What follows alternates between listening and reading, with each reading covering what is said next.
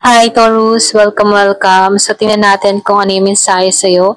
So, be open-minded po. Hindi po halos lahat makaresonate. So, tingnan natin, Taurus, kung ano yung blessing na parating sa buhay mo. Ayan. Give me the message for Taurus. Ano yung sorpresa, blessing, or mga biyaya na parating para kay Taurus? Give me the message. So, ngayon, titingnan muna natin yung overall energy mo. Okay? Give me the message for Taurus.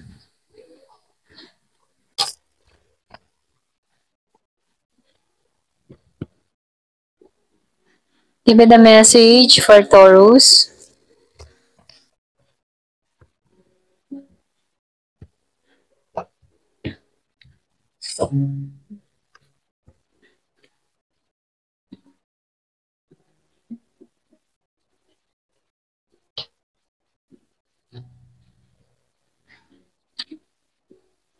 So, nakikitaan ko dito yung overall energy mo, yung motivation mo, no? Yung pagnanais mo. Pwedeng andito ka sa moment na punong-puno ka ng energy, punong-puno ka ng lakas, punong-puno ka ng katatagan na kung saan meron kang gustong gawin, meron kang layunin, meron kang minimithi, dun ka nakatuon, ano? Pwedeng sa pagtatagumpay, pwedeng dun ka nakatuon sa trabaho, at dun sa mga importante at priority mo sa buhay. So, lumalabas din dito, no? Kasi dito, meron kang pag-iingat na ginagawa sa sarili mo. So, dito, yung iba sa inyo, pwedeng nasa healing process ka. Kaya dito, mas pinupukawa mo na lang ng attention yung mga goals sa buhay. So, nagkakaroon ka ng motivation or pwede rin meron nagpapalakas ng loob sa'yo para sumulong, ano, para humarap sa panibagong adventure ng buhay mo, okay? So, nakikita ko dito, meron ditong nakakatulog na ng maayos, nakakapagpahinga na, kumbaga winawaksin niya yung kaisipan niya, tinatanggalan niya yung mga negatibong bagay na pumapasok sa kaisipan niya. Kumbaga, nagiging siyang grounded para sa kanyang sarili, ano. Kasi dito, nakaranas na tong tao na to ng hirap na sitwasyon. Pwede yung iba sa inyo, marami ka na rin pinagdaanan sa buhay na kung saan ngayon ka nagkakaroon ng kaisipan na kailangan ng pagbabago, kailangan na magkaroon ng motivation, kailangan ng ayusin ang dapat ayusin. Tama na tong mga hirap or mga sumisiksik na mga negatibo sa kaisipan. So dito, nakatuon ka sa positive side, ano, sa positive vibes, plus positibo. Kumbaga, andun yung pagwawaksi mo sa mga negatibong bagay na hindi na nakakabuti para sa'yo, okay? So, nagkakaroon ka dito ng talino, pagpapasya, okay? Nagkakaroon ka ng kaisipan dito kung ano ba yung dapat kong unahin, kung ano ba yung dapat importante, okay? Kung ano yung dapat asikasuhin, okay? So, lumalabas dito, andun yung talino mo, nag-iisip-isip ka dito kung ano yung mga importante at ang dapat alisan, okay? So, yung iba sa inyo, nagkakaroon ng realization or pwede nagkakaroon ng panibagong perspective sa buhay na kung saan nakasulong siya sa pagtatagumpay. So, dito, no, nakikitaan ko din dito yung kakontentuhan mo sa kung anong meron ka, okay?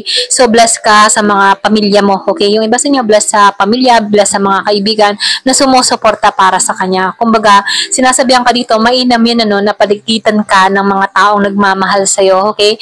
So, nafe-feel ko dito, ikaw yung tipo ng tao na nagiging mapili ka din, ano, sa mga pakikisamahan mo. Kumbaga, ramdam mo or aware ka kung alin yung mga taong negatibo ay may pag-iwas ka ng ginagawa rito, okay? So dito, yung iba sa inyo, nakatuon ka muna sa iyong kaligayahan. Yun yung priority mo, maging masaya, maging malaya, or pwede rin sabihin, dun ka nakatuon na ito yung gusto ko, okay? Maging masaya ako, ayokong alalahanin ng lahat ng mga bigat ng kahapon. Kumbaga, andito ka na, handa ka na sa pagbabago, okay? Ito lang nakikita ko sa'yo.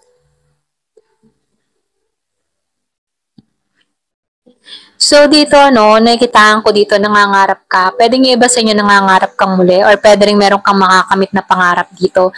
Kasi dito, lumalabas na hindi ka nawawalan ng pag-asa, okay? Andito ka sa nag-uumpisa muling mangarap, nag-uumpisa ka muling na makita yung ganda ng buhay, ganun, ano. So nakikitaan ko dito, nakatuon ka sa mga positibo.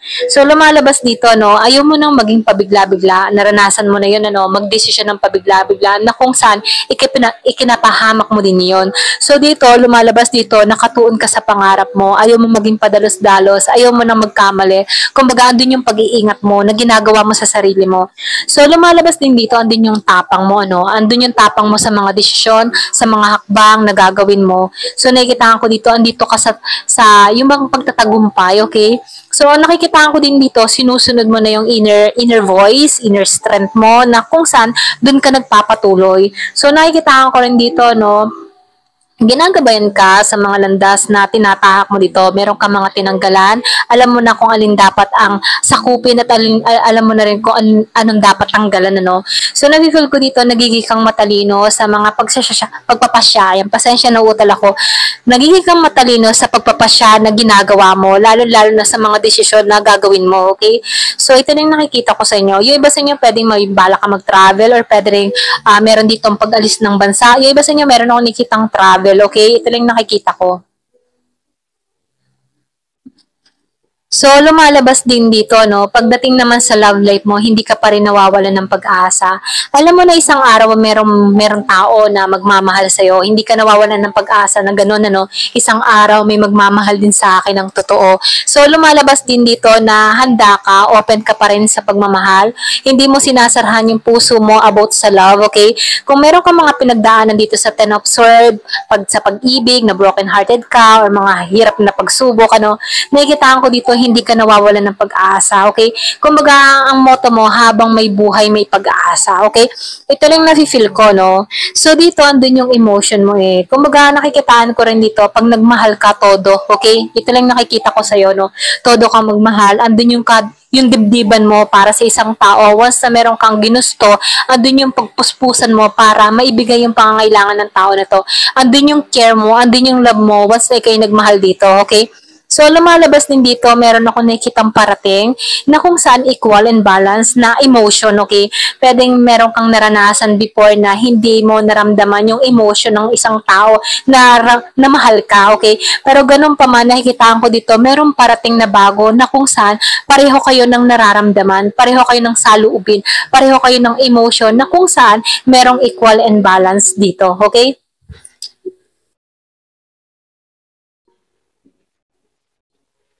So dito, no, nakikitaan ko dito, meron dito magtatagumpay. Kumbaga, kung ano man yung larangan na ginagawa mo, ano man yung pangarap mo, ano man yung adhikain mo, mission mo, okay? So nakikitaan ko dito yung pagtatagumpay. Meron ako nakikitang recognition dun sa iba. Pwedeng meron kang gustong gawin, meron kang plano, pwedeng nagbabala ka na gumawa sa social media. Kung ano man yan, ano, nakikitaan ko dito yung recognition. Or pwedeng meron kang plano na mag-business or meron kang plano na yung mga ganun, no? So, nakikita ko dito, may recognition na magaganap, mangyayari sa'yo, may tagumpay na naghihintay sa'yo. Kasi yun yung passion mo, eh. Kumbaga, sinasabihan ka dito, kung may bala ka, no? Kung may bala kang mag-vlog, mag-content creator, or kung meron kang balak na gumawa sa isang social media platform na mayroong earnings, gawin mo yung passion mo, kung ano yung hilig mo, kung ano yung gusto mo, kung ano yung ginagawa mo na nagpapasaya sa'yo, ito yung gawin mo. Kasi nakikitaan ko dito, magtatagumpay ka sa kung anong meron ka. Okay? Kung ano man talento na meron ka rito. Okay? So, nakikitaan ko dito, meron ding pakikipagkaibigan, friendship na parating sa buhay mo. Meron ako nakikitang Scorpio, Cancer, or Pisces na darating sa buhay mo. Pwedeng bagong tao to, okay? Na kung saan ano, mag-umpisa kayo sa pakikipagkaibigan, pagkikilanlan, okay? Ito lang yung nakikita ko dun sa iba. Ayan. So, tingnan naman natin ngayon kung ano yung advice ng spirit guide mo.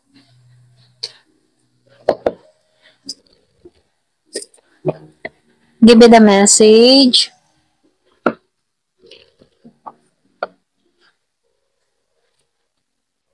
So, practice compassion, ano, empathy. So, nafe-feel ko dito yung iba sa inyo, malakas yung pakiramdam or pwede rin sabihin na madali kang makaunawa. Nakikitaan ko dito, ikaw yung tipo ng tao na mapagmahal, caring, mabuti, okay? Kasi dito, ikaw, mas ginagawa mo yung kabutihan. Kasi alam mo yung kabutihan, kapag gumagawa ka ng kabutihan sa kapwa mo, kabutihan din ang ibabalik sa'yo. So, nakikitaan ko dito, pwedeng yung iba sa inyo, iba yung motto mo sa buhay, ano? Pagiging mabuti at magiging mabuti para sa'yo yung kapalaran. Ganon, okay? So, honor your emotion. So, lumalabas din dito, self-awareness, ano? Kailangan tayong aware sa ating mga gagawin, sa ating hakbang, sa ating ikikilos, at maging sa ating ibubukan ng bibig, ano? So, dito, nakikitaan ko dito, yung iba sa inyo, unti-unti kang lumalago, unti-unti kang naghihilom, pwedeng meron kang mga pinagdaanan, na kung saan unti-unti kang naghihilom, unti-unti kang lumalago sa mga pinagdaanan mo ito. So, nakikitaan ko dito, kung before, hindi ka mahilig mag-express ng iyong iyong nararamdaman, dito natututunan mo na para maunawaan ka ng isang tao, kailangan natin maging express sa ating feelings, sa ating nararamdaman. Kumbaga, ito na yung time para isiwalat, okay? Kung meron kang adhikain, kung meron kang ninanais, kailangan mo i-express kung nasasaktan ka, kailangan mo i-express para malaman ng tao na kung ano yung nararamdaman mo, okay? Ito na yung mensahe. So, practice acceptance. So, kailangan din yung pagtanggap, kahit merong mga pangyayari na naganap sa ating buhay, tanggapin natin to at i-let go ito, no? Kumbaga, itong mga pangyayari, masalimuot man, maganda man, o ano pa man yan, kailangan nating i-let go yung mga hindi na nararapat sa ating buhay. Kumbaga, kapag nahihirapan na tayo sa sitwasyon, ito na rin yung time para surrender, Surrender para mahanap natin yung kapayapaan natin and forgiveness, So, yung pagpapatawad, dito yung umpisa ng paglaya. Dito sa pagpapatawad, dito yung umpisa ng kapayapaan, Ayan, ito lang yung mensahe sa'yo. Ayan, hanggang dito na lamang po. Thank you for watching. Love and peace.